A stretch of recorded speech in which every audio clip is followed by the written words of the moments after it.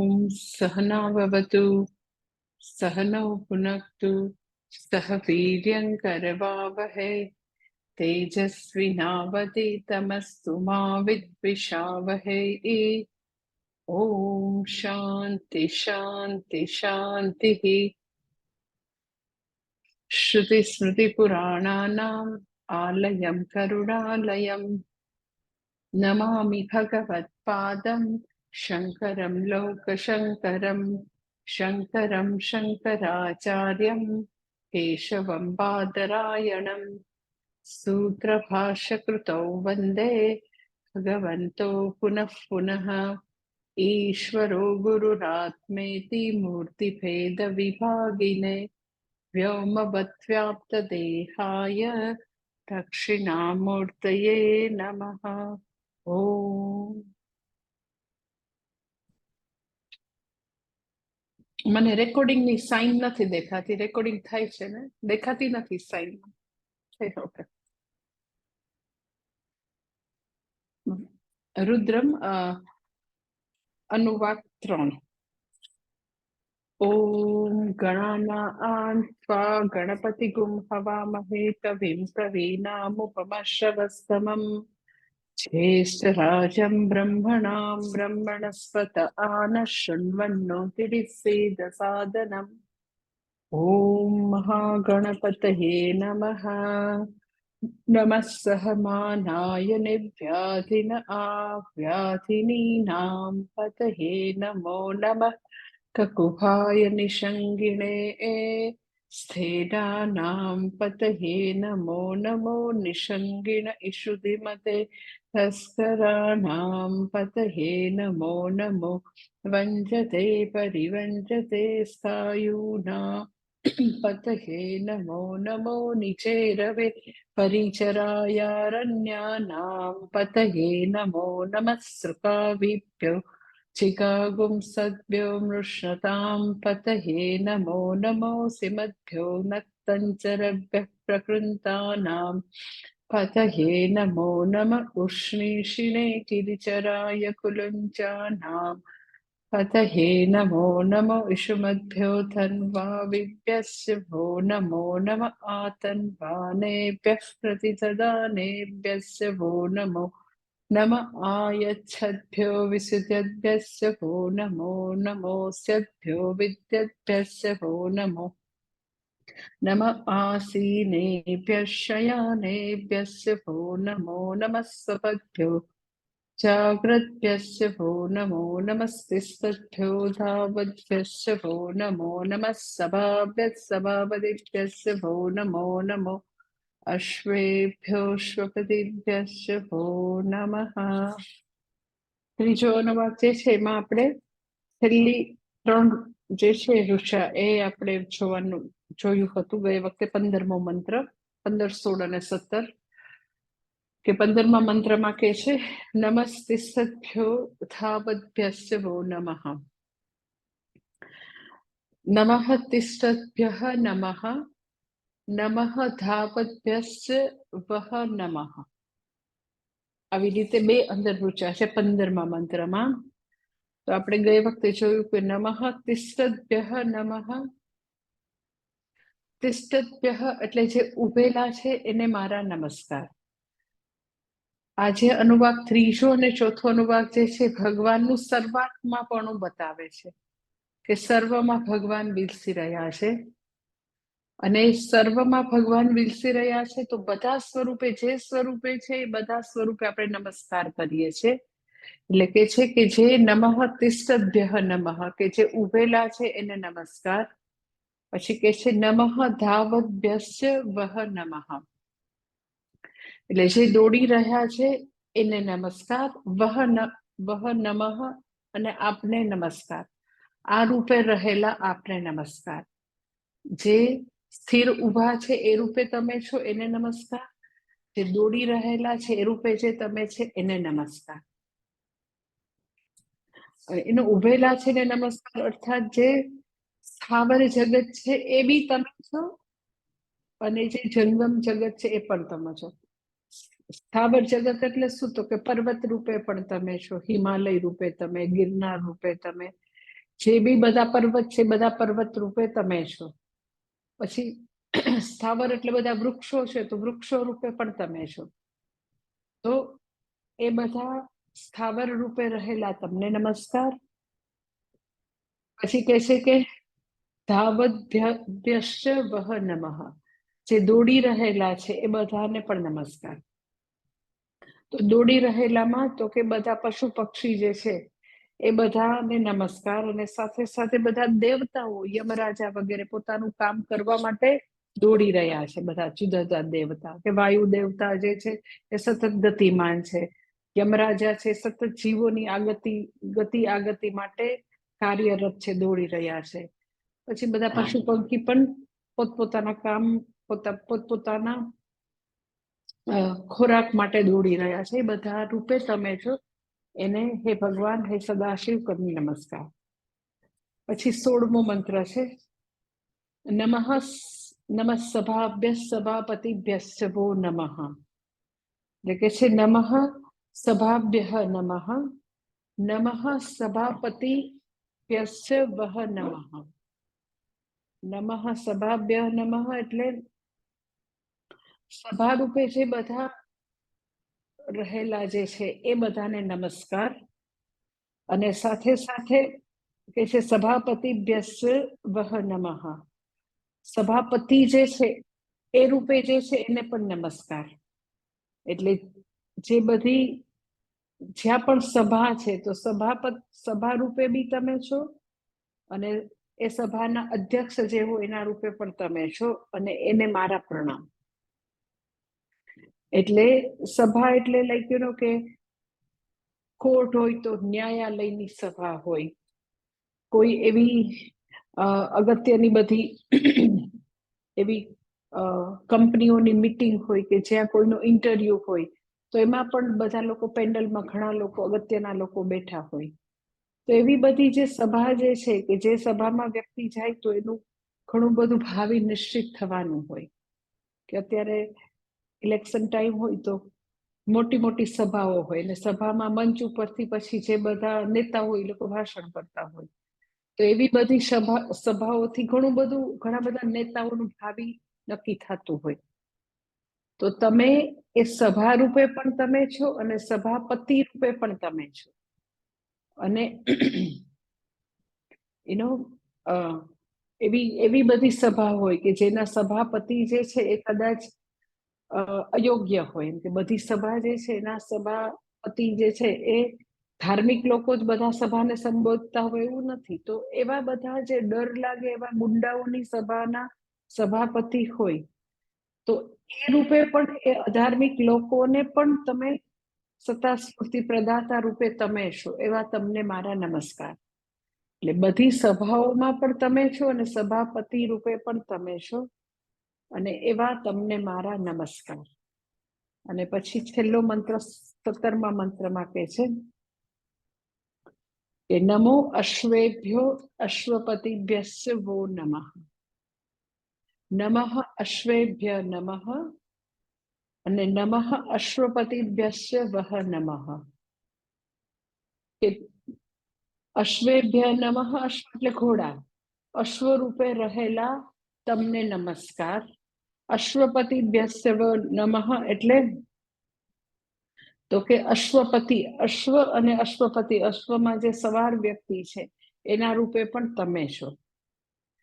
હવે અશ્વ રૂપે પણ ભગવાન, અશ્વારૂઢ રૂપે પણ ભગવાન, તો એ બંને રૂપે તમે છો. અને સાથે સાથે અશ્વ જે છે એને એનો વેદના મંત્રમાં અશ્વ અને આવી રીતે અશ્વપતિને આ રીતે પણ વર્ણન કરે કે લાઈક યુ નો કે સૂર્ય ભગવાન જે છે એ એવી રીતે આવા ઘણા બધા અશ્વ જે છે, 7 અશ્વ, અને ઘણા અશ્વરૂપી રથમાં આવી રહ્યા છે. એટલે ઘણીવાર સૂર્યના કિરણોને પણ અશ્વ રૂપે વર્ણન કરવામાં આવે. તો એમ કે સૂર્યના 7 કિરણો રૂપે તમે છો, સૂર્યના બધા કિરણો રૂપે તમે છો, એને મારા નમસ્કાર. અને સિમ્પલ આપણે જે બી જગતમાં જે અશ્વ જે છે એની વાત કરીએ તો અશ્વ રૂપે પણ તમે છો, અને અશ્વપતિ એટલે બધા સેનાપતિ જે છે, શાસના અધિકારીઓ, રાજાઓ, તે બધા બધું રાજકાજ ચલાવે છે, બધા અધિકારી રૂપે બી તમે છો અને અશ્વ રૂપે પણ તમે છો. ઇન અધર વર્ડ સર્વ રૂપે તમે છો, સર્વાત્મા રૂપે તમે છો. એવા તમને મારા નમસ્કાર. એટલે આ જે છે આખો ત્રીજો અનુવાક અહીંયા પૂરો થાય છે અને હવે આપણે ચોથો અનુવાક શરૂ કરીએ.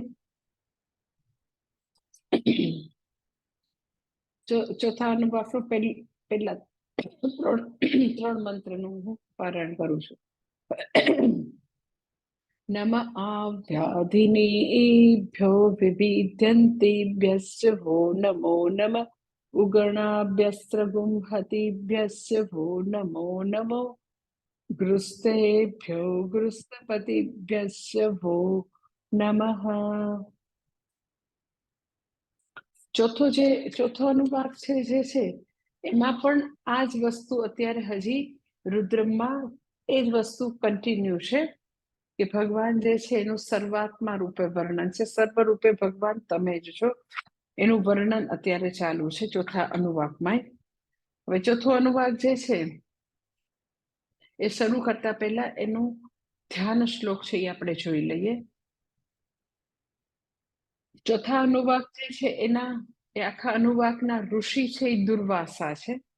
ચોથા અનુવાકના છંદ જે છે એ મહાવિરાટ છંદ છે અને દેવતા છે એ શંભુ, ભગવાન શિવજી છે એ દેવતા છે.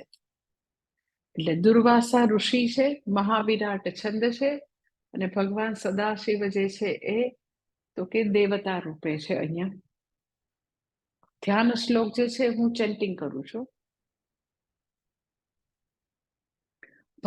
ભસ્મોद्धૂલિત સર્વાંગમ છટામંડલમંડિતમ ધ્યાયેદ્ દેવં વૃષારૂઢમ ગણેશ્વરયુતમ હરમ.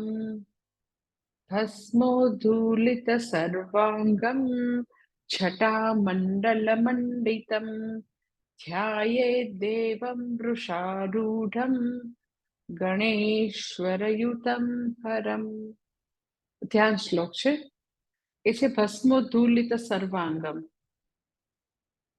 ધ્યાન શ્લોક એટલે આપણે ચેન્ટિંગ શરૂ કરીએ રુદ્રમનું તો એની પહેલા ભગવાન કેવા છે આમ મનથી આપણે વિઝ્યુલાઇઝ કરીએ, એને ધ્યાન શ્લોક કહેવાય. તો કે છે કે ભસ્મોद्धૂલિત સર્વાંગમ, કે ભગવાન જે છે એનું આખું અંગ છે, આખું શરીર એ ભસ્મથી ભૂષિત, એને આખા શરીરે ભસ્મ લેપિત કરેલી છે, ભસ્મરૂપ આભૂષણ એને ધારણ કર્યું છે. ભસ્મ ધૂલિત સર્વાંગમ, આખું અંગ પૂર્ણ શરીર જે છે એની ઉપર એને ભસ્મ લગાડેલી છે. ભસ્મ ભૂષિત સર્વાંગમ જટા મંડલ મંડિતમ, અને એમને માથે શિવજીને માથે જટા છે અને જટા જે છે એ જટા મંડલ મંડિતમ, એ એવી ચમકી રહી છે જટા, એવી જટા છે. અને પાછા વૃષારૂઢમ એટલે નંદી ઉપર સવાર છે એવા ભગવાન છે. એવા ધ્યાયે દેવમ, એવા ભગવાનને હું ધ્યાન કરું છું, એવા ભગવાન સદાશિવને હું મનથી પ્રણામ કરું છું, એનું હું ધ્યાન કરું છું. કેવા છે તો કે ગણેશ્વર યુતમ હરમ, ગણપતિ ભગવાન જે છે એ હંમેશા જેની સેવામાં સાથી છે.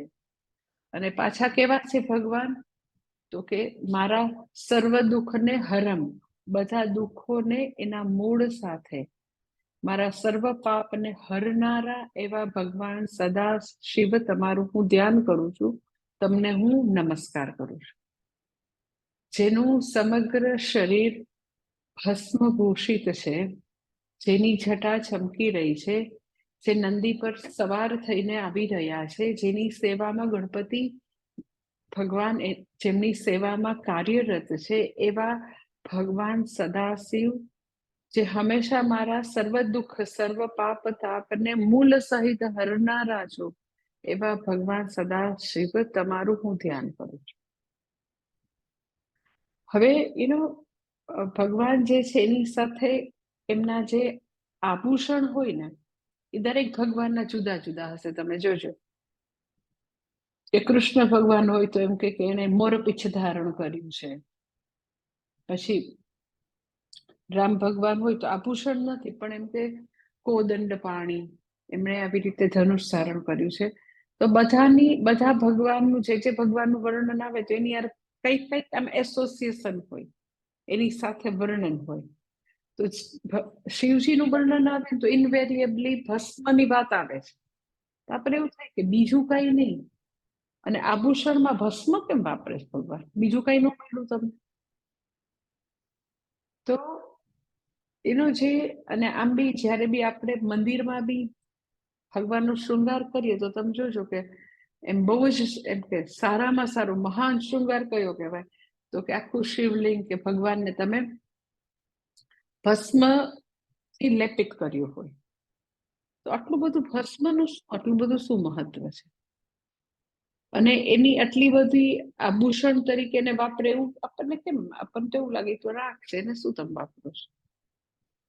તો રીઝન ઇઝ કે ભસ્મ જે છે ને, તમે કેટલાય જુદા જુદા લાકડાને સળગાવો, એ કોઈ આંબાનું હોય, કોઈ બાવળનું હોય, કોઈક આ ઝાડનું, જુદા જુદા વૃક્ષના છે, પણ અંતે શું છે બધું?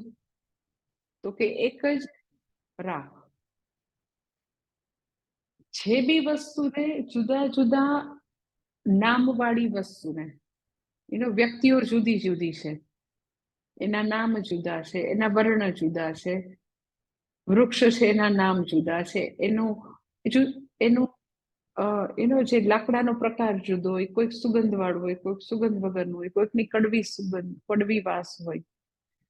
તો બધા વિશેષણની વસ્તુઓ છે, વ્યક્તિઓ છે, લાકડા છે, પણ એ બધાને જ્યારે અગ્નિદાહ આપવામાં આવે, બધાને જ્યારે અગ્નિના સંપર્કમાં આવે, તો બધી વિશેષવાળી વસ્તુઓ, જુદા જુદા વિવિધતાવાળી વસ્તુઓ વિલીન શેમાં થશે? તો કે નિર્વિશેષપણામાં વિલીન થશે.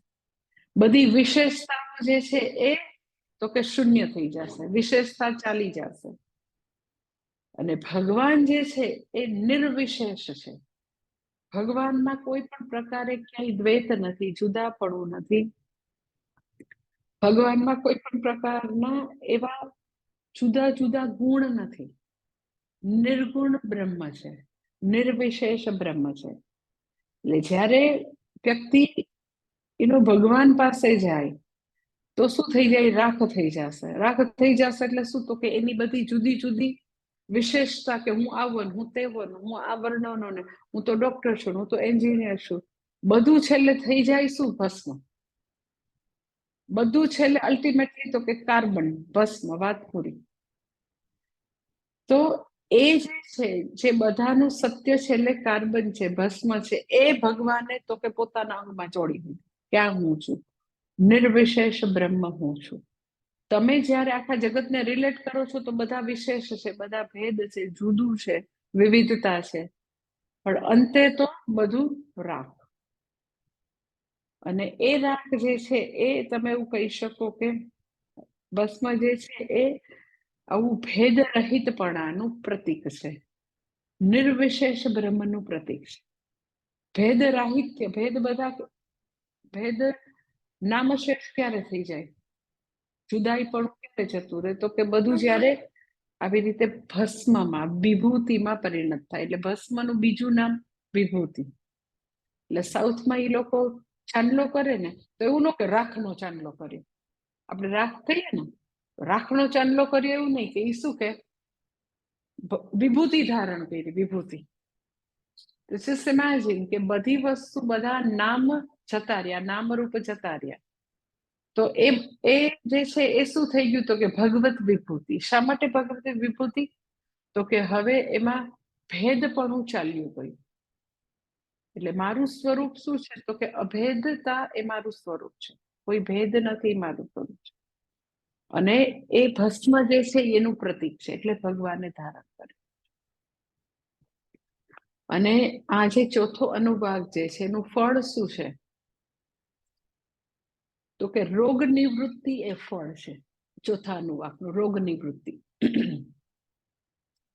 એટલે વ્યક્તિ જે છે એને જીવનમાં એવા કોઈ ભયાનક રોગ નથી જોતા, તો આ ખાલી ચોથા અનુવાકના પારાયણથી ભવિષ્યમાં સપોઝ એવું કોઈ ભયાનક રોગ આવવાની સંભાવના હોય તો એ ઘણી બધી અંશે જેટલું પારાયણ કરે તો એ બધી શક્યતાઓને નિર્મૂલન કરી શકાય, દૂર કરી શકાય. ભયાનક રોગોથી પોતાની લાઈફમાંથી ભયાનક રોગોને દૂર કરવા માટે આ અનુવાકનું પારાયણ છે.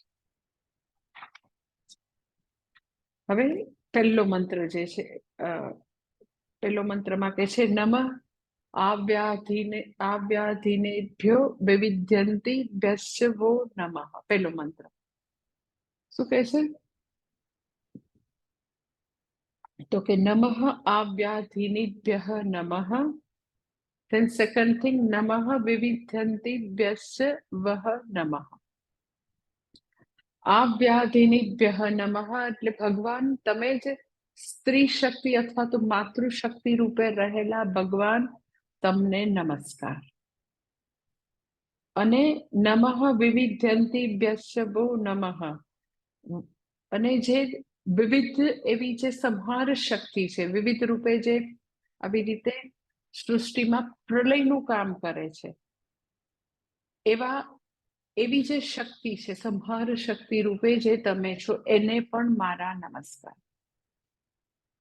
એટલે નમઃ આવ્યાધિનેભ્યઃ નમઃ એટલે જે માતૃશક્તિ રૂપે, સ્ત્રી શક્તિ રૂપે છો, એને નમસ્કાર.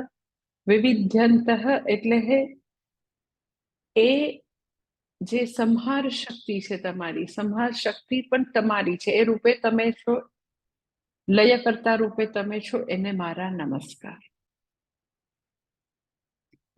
એટલે સૌથી પહેલું જે છે આવ્યાધિનેભ્યઃ, આ જે છે સમગ્રતાનું પ્રતીક છે. આ સૌથી પહેલો છે ને, આવ્યાધિનેભ્યઃ નમઃ.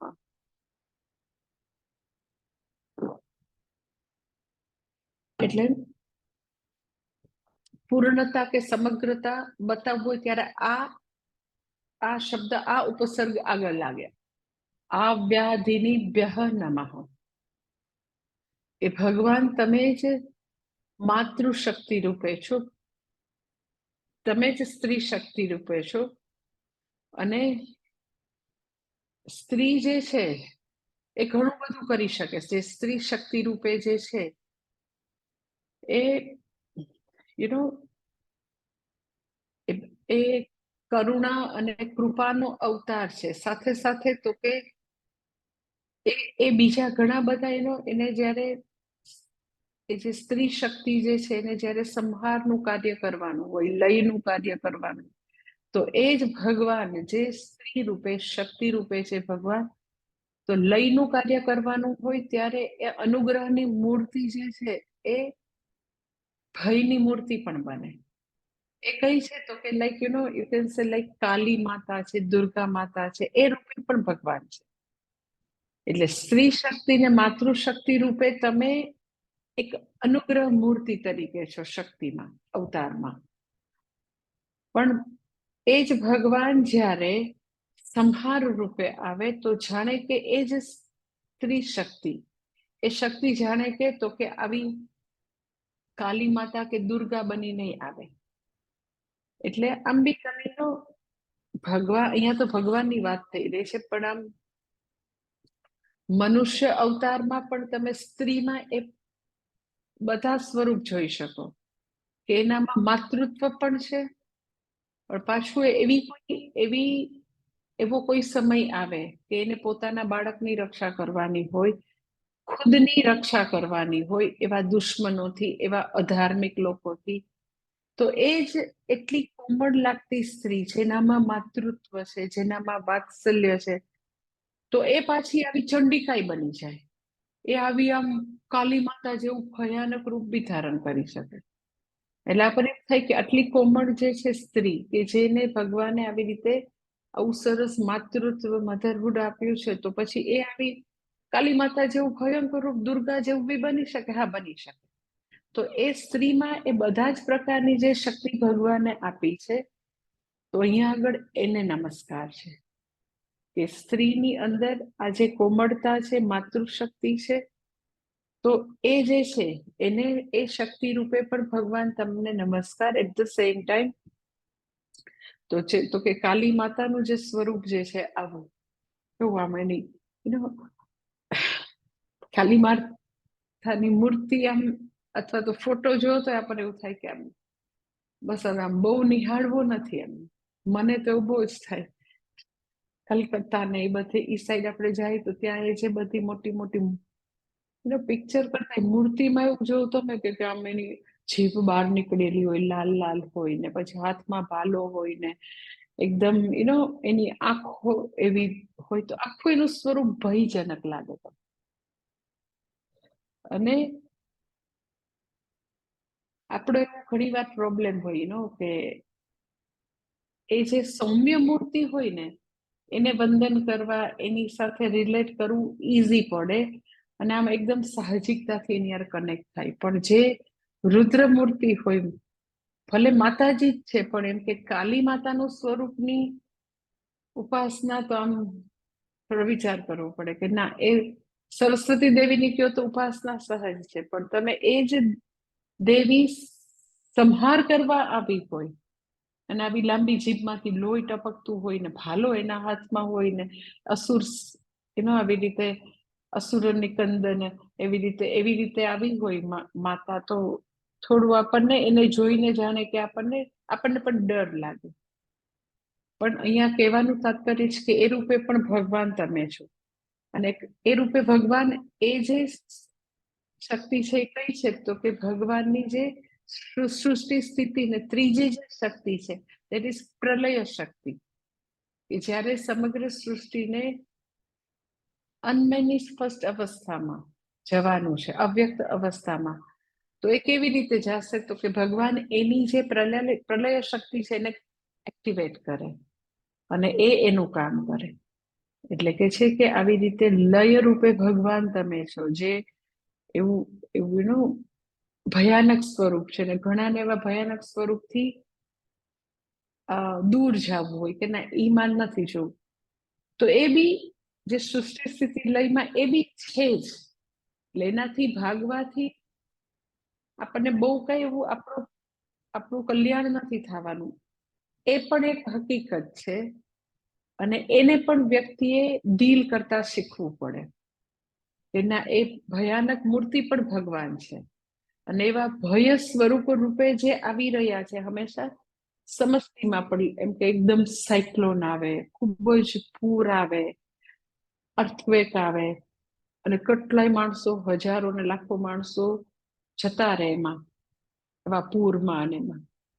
તો એ ભગવાનની પ્રલય શક્તિ જે છે એ આવી છે. આખી સૃષ્ટિનો પ્રલય થાય એવું ન થાય, કોઈક વાર આવું નાના પ્રલયના પ્રસંગો બને અને એમાં કેટલાય જીવો જે છે એની તો કે એ લય સ્થિતિમાં, લયાવસ્થામાં ચાલ્યા જાય. તો એ આ બધી રૂપે તો કે ભગવાનની આવી પ્રલય શક્તિ છે ને અહીંયા આગળ કે છે કે ભગવાન એ રૂપે જે તમે છો, સ્ત્રી શક્તિ રૂપે છો, માતૃશક્તિ રૂપે છો અને આવું પ્રચંડ કાલી સ્વરૂપે પણ તમે છો અને જે પ્રલય કરવા વાળી શક્તિ રૂપે તમે છો, એને મારા નમસ્કાર. પછી આગળ કહે છે એના પછીનો મંત્ર, બીજો મંત્ર,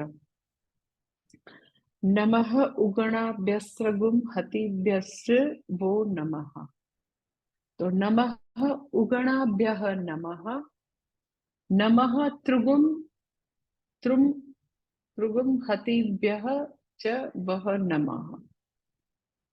નમઃ ઉગણાભ્યઃ નમઃ. ઉગણાભ્યઃ એટલે આપણે વૈદિક પૂજા કરતા હોય ને તો એમાં સપ્ત માતૃકાનું પૂજન આવતું હોય ઘણી વાર, સપ્ત માતૃકા. તો ઉગણાભ્યઃ નમઃ એટલે સપ્ત માતૃકા ગણ જે છે, અગેન ભગવાનની એ શક્તિ જે છે એ ભગવાનની શક્તિ તો કે આવી સપ્ત માતૃકા રૂપે વ્યક્ત થઈ રહી છે. તો કે સપ્ત માતૃકા ગણને મારા નમસ્કાર. ઉગણાભ્યઃ નમઃ. પછી નમઃ ત્રુમ હતિભ્યઃ ચ વહ નમઃ. ત્રુમ હતિભ્યઃ એટલે એવા ઉગ્ર રૂપે આવેલી જે શક્તિ છે, જે સૃષ્ટિના લય માટે તત્પર છે, એને મારા નમસ્કાર. સપ્ત માતૃકાગણને નમસ્કાર, અને સાથે સાથે તો કે આવી રીતે સંહાર અથવા તો પ્રલય માટે જે ઉગ્ર રૂપ ધારણ કરીને આવેલી જે શક્તિ જે છે એને પણ મારા નમસ્કાર. એટલે જે શક્તિ જે છે આવી રીતે પહેલી જે શક્તિ જે છે ગણ, એને ઉગણાભ્ય કહે છે. ઉગણાભ્ય એટલે ઉત્કૃષ્ટ ગણ છે. જે શબ્દ છે ઉત્કૃષ્ટ ગણ છે. બધા ઉત્કૃષ્ટ એટલે બધા કલ્યાણકારી છે. ઉત્કૃષ્ટ એટલે એવી કલ્યાણકારી સપ્ત માતૃકા છે, એને મારા નમસ્કાર. સપ્ત માતૃકાનું પૂજન હોય, ઘણી વાર એવી રીતે વૈદિક પૂજા તમે કરાવો તો એમાં સપ્ત માતૃકાનું પૂજન. સપ્ત માતૃકા જે છે કયા કયા છે? તો એ સપ્ત માતૃકાના નામ આવા છે. પેલું બ્રાહ્મી, પછી માહેશ્વરી, પછી કુમારી, પછી વૈષ્ણવી, વારાહી, ઇન્દ્રિયાણી અને ચામુંડા. આ સપ્ત માતૃકા છે કે બ્રાહ્મી, માહેશ્વરી, કુમારી, વૈષ્ણવી, વારાહી, ઇન્દ્રિયાણી અને ચામુંડા. તો તમે હે ભગવાન, તમે આવા સપ્ત માતૃકા રૂપે છો.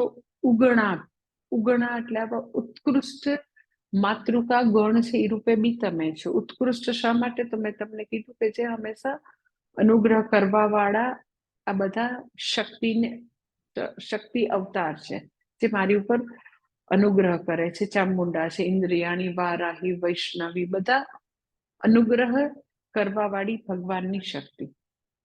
અને સાથે સાથે અનુગ્રહ બી કરે છે. અને બીજી જે છે એ કઈ છે શક્તિ ભગવાનની? તો મેં તમને કીધું કે સાથે સાથે અનુગ્રહ બી કરે, અને સાથે સાથે તો કે જ્યારે એવી લયની પ્રક્રિયા હોય, જ્યારે પ્રલય અવસ્થા હોય, તો ભગવાનની શક્તિ જે છે એ આવી રીતે દુર્ગા કે આવી રીતે કાલી રૂપે પણ હોય. એને કે છે ત્રુમ અતિભ્ય વહ નમઃ, કે જે કૃપા બી કરે અને હિંસા કરે, પણ એકચ્યુઅલી હિંસા નથી. એ જીવોનું કાર્ય પૂરું થયું હોય તો એને લયાવસ્થામાં મૂકે, દેટ ઇઝ અવ્યક્ત અવસ્થા. આપણે એને હિંસા કહીએ, પણ આખી સૃષ્ટિ આવી રીતે સૃષ્ટિ સ્થિતિ લય જે અવ્યક્તમાં ગયું પાછું વ્યક્ત થશે. એકચ્યુઅલી એટલે હિંસા નથી, તો કે એ બધા લયાવસ્થામાં જાય. અને એ પણ ભગવાનની આવી શક્તિ છે. અને એને કહે છે ત્રુમ હતિભ્ય ચહ વહ નમઃ. ચ વહ નમઃ એ રૂપે ભગવાન તમે જો છો લયાવસ્થા રૂપે, એને તમને નમસ્કાર.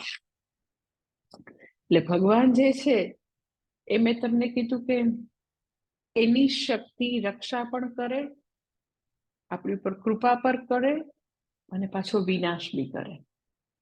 હવે એમ કે એના અમુક લોકો મેં એવા જોયા છે કે એ લોકોને આમ ક્યાંય બી છે ને આમ હિંસા વાળી વસ્તુ આવે ને તો એવું કંઈક થવા માંડે, એમ એકદમ જ જોઈ જ ન શકે ક્યાંય નહીં. એટલે આમ એકદમ લાઈફમાં સિલેક્ટિવ એપ્રોચ હોય. સિલેક્ટિવ કે ના, આમ કે સારું સારું સારું સારું ગમે, પણ આમ પછી ક્યાંય બી હિંસા હોય ને મારધાડ હોય ને એ બધું મને ન ગમે. મારાથી સહન ન થાય. ખાલી થોડુંક એક બ્લડ પડેલું હોય, કોઈને લાગ્યું હોય તો બી અમુક લોકો મેં એવા જોયા છે એટલું બી એને સહન ન થાય. તો એને સિલેક્ટિવ એપ્રોચ કહેવાય. તો એવી સિલેક્ટિવ એપ્રોચ અપનાવીએ તો શું થાય કે આપણી અંદર જે આંતરિક ભય છે, ચિંતા છે, એને પછી આપણે ડીલ ના કરી શકીએ. એટલે ભગવાનનું જે આવું રૂપ છે કે જે તારાજી પણ સર્જે. એમ કે જયારે અર્થક્વેક થયો હતો તો કે તમે ક્યાંય બી અર્થક્વેક થયો હોય તો પછીનો સીન જુઓ કે લોકો અનેક જગ્યાએ લોકોના એવા શબ હોય. આ લોકો તો બતાવે નહીં ટીવીમાં. સપોઝ કોરોના હતો તો કોરોનામાં લાઈક સ્મશાનની અંદર બહુ બધા જે એને અગ્નિદાહ માટે કેટલાય બોડી આવી જતા, અને ત્યાં એમ કે એનો આમ લિટરલી આમ ઢગલો થઈ જાય એટલા બધા આવી જતા. અને સ્મશાનની પોતાની કેપેસિટી તો એટલી હોય જ નહીં, એમ કે કઈ રોજ થોડા એટલા ડેથ થતા હોય, તો ત્યાં કેટલા હોય. પેલું જે ઇલેક્ટ્રિક સ્મશાન હોય તો એ જે પેલી હોય બેડી એક કે બે હોય, કેટલીક હોય. એ રોજ એક શહેરમાં કે એક સ્મશાન ન હોય ને, એક સ્મશાનમાં એરિયા વાઇઝ ઘણા બધા સ્મશાન હોય, તો જે તે એરિયાના સ્મશાનમાં ઈ જેની ઉપર ડેડ બોડીને રાખી કેટલાક હોય, 2 હોય 3 હોય મેક્સ. પણ એની સામે કોરોનામાં આવતા જે ડેડ બોડી હોય એની સંખ્યા તો બહુ વધારે હતી. તો આમ જનરલી ટીવીમાં એવું બધું બેન હોય કે એવું ન બતાવી શકાય. એટલે તમને ખ્યાલ હોય તો એ લોકો જયારે કોઈ વાર બી બતાવે ને ટીવી વાળા, તો આપ વિચલિત હો સકતે હૈ એવું બતાવે કે આ જોઈને તમે ડિસ્ટર્બ થઈ જશો, વિચલિત થઈ જશો. કોઈને એવું હોય તો નહીં જોતા ભાઈ, વિચલિત થઈ જાવ તો એમ. પણ લગભગ એવી બેન હોય કે લોકો બતાવી ના શકે, કારણ કે લોકો વિચલિત થઈ જાય. પણ એ વખતે ઘણી વાર પછી અમુક લોકો એવું ટીવીમાં બતાવતા હતા કે એટલા બધા શબ ભેગા થઈ ગયા હોય. તો હવે એટલા બધા શબનો ત્યાં ઢગલો હોય તો એ ખરેખર વ્યક્તિ એનાથી ડિસ્ટર્બ થઈ જાય, વિચલિત થઈ જાય. એને દેખાયા જ કરે તો આટલા કોરોનામાં લોકો મરી જાય છે, ના જો સરકાર તો સાચા આંકડા બતાવતી જ નથી. એટલે શું થાય કે એકદમ ભય ઉત્પન્ન થાય. તમે જેવું ભગવાનનું વિનાશનું રૂપ જો કે ક્યાંક